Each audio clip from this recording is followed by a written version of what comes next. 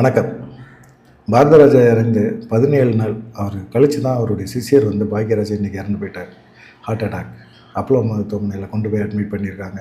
சுயநினைவில் தான் அவர் கூட்டிகிட்டு போயிருக்காங்க. அவர் அதுக்கு முன்னாடி வள்ளுவர்கோட்டை பகுதியில் வாக்கிங் போயிருக்காரு. வாக்கிங் போயிட்டு வீட்டுக்கு வந்த பிறகு ரொம்ப டயர்டாக இருக்குது, நெஞ்சு வலிக்கிற மாதிரி இருக்குது அப்படின்னு சொல்லியிருக்காரு. உடனே அப்போலோ மருத்துவமனைக்கு தூக்கிட்டு போயிருக்காங்க. தூக்கிட்டு போன வழியிலேயே அவர் சுயநினைவை இழந்துட்டார். சுயநினைவை இழந்த மாதிரியே அப்படியே கொண்டு போய் அட்மிட் பண்ணாலும் அங்கே செக் பண்ணினா பாக்யராஜ் தங்களை விட்டு போயிட்டாங்க அப்படின்னு சொல்லிட்டாங்க, மறைஞ்சிட்டார் அப்படின்னு சொல்லிட்டாங்க. இதெல்லாம் கேட்கும்போது ரொம்ப சங்கடமாக இருக்குது. ஒரு குருநாதர் இறந்துட்டார், அந்த நினைப்புலேயே அவர் இருந்திருக்கிறாரு. குருநாதர் இறந்த விஷயங்களை அவரால் ஏற்றுக்க முடியல அப்படிங்கிற மாதிரி சொல்கிறாங்க. அவர் இறந்ததுக்கு பல காரணங்கள் இருந்தாலும் மனுஷன் ஒரு சக்ஸஸ்ஃபுல்லான ஒரு மனுஷன் சினிமா வாழ்க்கையில் அப்படிங்கிறது தெரியும். கிட்டத்தட்ட அவர் பாரதிராஜோட உதவி இயக்குனராக சேர்ந்த பிறகு சூரியலதா சித்திரம் படத்தில் மூலமாக இயக்குனராக அறிமுகமாகிறார். அதுக்கு முன்னாடி பார்த்திங்கன்னா அவர் நடித்த படங்கள் எல்லாமே சூப்பர் ஹிட்டு. சூரியலதா சித்திரங்கள் தான் அவர் முதல் படம். அதில் இயக்குனராக அறிமுகமாகிறார். அதுக்கப்புறமா பார்த்திங்கன்னா அந்த 7 நாட்கள், முந்தானை முடிச்சு, இன்று போய் நாளை வா, அதிலும் குறிப்பாக அந்த அந்த 7 நாட்கள் படம் இருக்குல்ல, அதில் ராஜேஷ், அம்பிகா இவங்களுக்குள்ளே நடக்கிற அந்த விஷயங்கள், கான்வர்சேஷன், அவங்களுக்குள்ளே நடக்கிற விஷயங்கள், அந்த சீக்ரெட்டு கடைசி வரைக்கும் அதை கொண்டு போயிட்டு கடைசியில் அவர் பண்ணுற அந்த கிளைமேக்ஸ் இருக்குல்ல, அதெல்லாம் பயங்கரமாக இருந்தது. அதுக்கப்புறம் முந்தானை முடிச்சு, அதெல்லாம் மிக சக்ஸஸ். அதில் முருங்காக்கா மேட்ரு ரொம்ப இதாக இருந்துச்சு. அதே போல் இன்று போய் நாளை வா படமும் சரி, சின்ன வீடும் சரி, டார்லிங் டார்லிங் டார்லிங் இந்த படமும் சரி. சின்ன வீடு ஒரு குண்டாக இருக்கிற ஒரு பொண்ணை கல்யாணம் பண்ணால் என்ன அப்படிங்கிறத அதை ரொம்ப வெளிப்படையாக காட்டியிருப்பார்.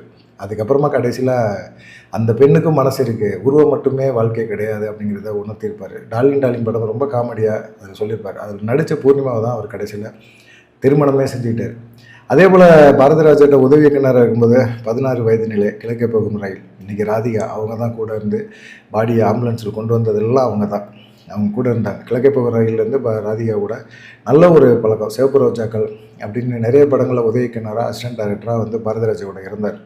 அதே போல் கிழக்க ஒரு இது பண்ணும்போது கவுண்டமணியோட ஒரு சீனில் காம்பினேஷனில் நடிச்சிருப்பார். அதே போல் பாரதிராஜாவோட சிவப்பு ரோஜாக்கள் படத்தில் ஒரு 2 சீனில் வந்திருப்பார். அதுக்கப்புறமா தான் புதிய வரப்புகள் படத்தை பாரதிராஜா எடுக்கும்போது அந்த கதைக்கு தகுந்த மாதிரி ஒரு ஹீரோ வேணும் அப்படின்னு யோசிச்சு நிறைய பேர் செக் பண்ணி பார்த்துருக்காரு. அப்போ அவருக்கு ஒன்றுமே புலப்படலை, அவர் நினைக்கிற மாதிரி ஒரு ஆளும் கிடைக்கல. அப்போ தான் பாக்யராஜை பார்க்குறாரு. பாக்யராஜ், நீயே நல்லா தானே இருக்க, நீயே இந்த படத்தில் நடி, எனக்கு ஒரு அப்பாவி கேரக்டர் மாதிரி ஒரு கேரக்டர் வேணும், அந்த கேரக்டர் உன்கிட்ட இருக்குது, அதை நீ பார்த்துக்கோ அப்படின்னு சொல்லி நடிக்க வைக்கிறார். பாக்யராஜ் அந்த படத்தில் புதிய வரப்புகள் படத்தில் வசனகர்த்தா.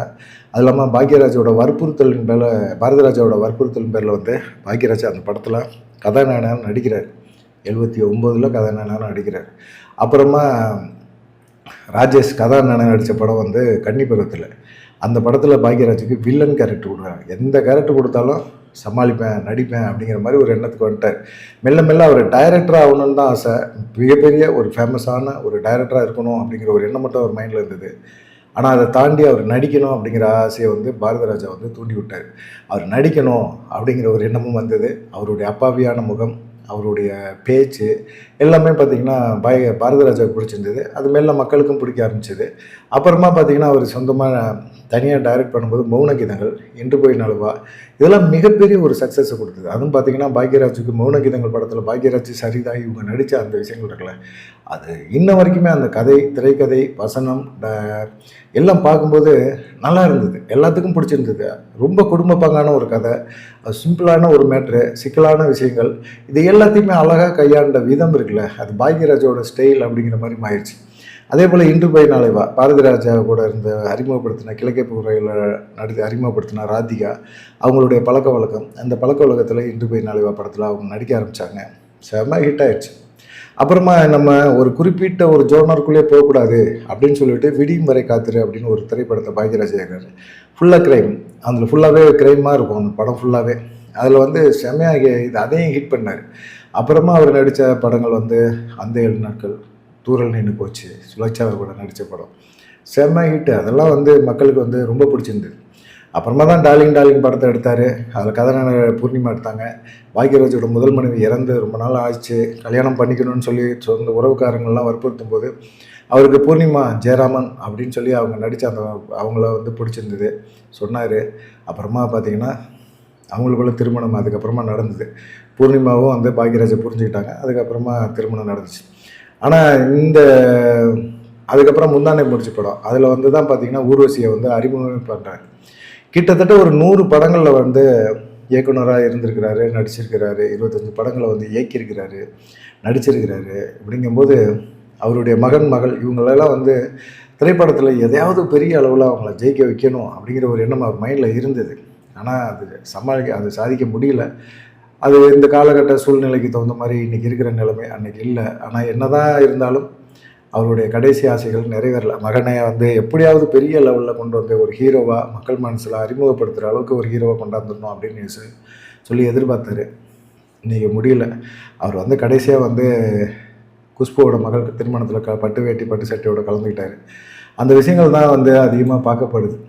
என்னன்னு கேட்டிங்கன்னா, கடைசி வரைக்குமே ஒரு மனிதனால் இப்படியெல்லாம் செயல்பட முடியுமா, இப்படியெல்லாம் மக்களுக்காக பயன்படுத்த முடியுமா அப்படின்னு சொல்லி பேச முடியுமா? எந்த சூழ்நிலையிலையும் பார்த்திங்கன்னா எல்லாத்தையுமே எம்ஜிஆரோட தீவிரமான ரசிகர், எம்ஜிஆரோட வெறியன் அப்படின்னு சொல்லலாம். ஆனால் அவர் வந்து பார்த்திங்கன்னா நிறைய விஷயங்களை வந்து எம்ஜிஆரோட சிஷியன் அப்படின்னு சொல்லி எம்ஜிஆரே வந்து சிஷியன் சொல்லி சொன்னார். அந்தளவுக்கு இது பண்ணார். அரசியலையும் நுழைஞ்சு பார்த்தாரு. ஆனால் பெருசாக வந்து அவரால் ஒன்றும் பண்ண முடியல, அரசியலுக்குள்ளே பெருசாக வர முடியல. ஆனால் இப்போ வந்து ஒரு சீரியல் எடுக்கணும், வெப் சீரியல் ஒன்று எடுக்கணும் அப்படின்னு சொல்லி இப்போ முயற்சி பண்ணிகிட்டு இருந்தார். ஆனால் அவர் அப்போ கூட அவர் என்ன சொன்னார், சினிமா பயணம் 50 ஆண்டு காலம் நான் இன்னும் கற்றுக்கிட்டே தான் இருக்கிறேன்.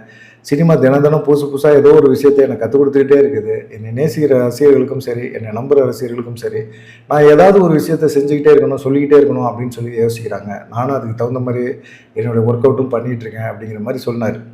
ஆனால் இப்போ பாரதி ராஜா மறைவு அப்படிங்கிற ஒரு விஷயம் இருக்குல்ல, அவர் மிகப்பெரிய அளவில் ஒரு தாக்கத்தை ஏற்படுத்திடுச்சு. ஏன்னா பாரதி ராஜா வந்து எந்த ஒரு நிகழ்ச்சியிலுமே அவர் வந்து அவர் பேரை சொன்னதே கிடையாது. குருநாதர் அப்படின்னு தான் சொல்லுவார். என்னோடய குருநாதர், என்னோடய டைரக்டர் அப்படின்னு தான் சொல்லுவார். பாரதி ராஜான்னு சொன்னதே கிடையாது. பேரை கூட உச்சரிக்கவே மாட்டார். அவருடைய அஞ்சலிக்கு நேரடியாக தேனிக்கே போனார், அங்கேயே இருந்தார். ரொம்ப வந்து அவர் வந்து அதுக்கப்புறமா மனசு அப்செட் ஆயிடுச்சு. எவ்வளவோ தேத்தி பார்த்துருக்குறாங்க பாரதி ராஜா. அவர் இழப்பு வந்து அவர் பையன் இழந்த ஒரு துக்கம். அந்த துக்கத்திலே வந்து அவர் ரொம்ப மனசு வருத்தப்பட்டார். தன்னை கவனிக்க கூட யாருமே இல்லையே, இவ்வளவு சம்பாரித்தோம், இவ்வளவு சொத்து சேர்த்தோம், மகன் கூட நம்ம கூட இல்லையே அப்படிங்கிற ஒரு வருத்தம் தான் அவருக்கு இருந்தது. ஆனால் எவ்வளோ பேர் ஆறுதல் சொன்னாலும் உள்ளே இருக்கிற மனசு நம்ம இருக்கிற வரைக்கும் பேசலாம், சிரிப்பாங்க. அதுக்கப்புறமா போன பிறகு திரும்பவும் தனிமை.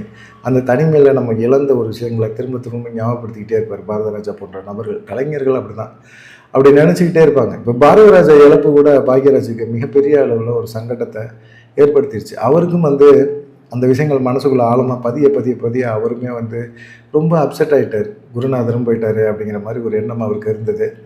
ஆனால் என்ன பண்ண முடியும், இவர் குரு வழி அனுப்பிச்ச கையோடு இவருமே போயிட்டார் அப்படின்னு சொல்லி இப்போ அதிகமான பேர் வந்து சொல்கிறாங்க. ஆனால் பாக்யராஜை பொறுத்த வரைக்கும் கதை, வசனம், டைரக்ஷன்லாம் அடிச்சிக்கவே முடியாது. அதுவும் திரைக்கதையில் வந்து மனுஷன் கில்லாடி. இந்தியாவிலே நம்பர் 1 அப்படின்னு சொல்லக்கூடிய அளவுக்கு திரைக்கதை வந்து அமைக்கக்கூடியதெல்லாம் பாக்யராஜ் பயங்கர கில்லாடி அப்படின்னு சொல்லுவாங்க.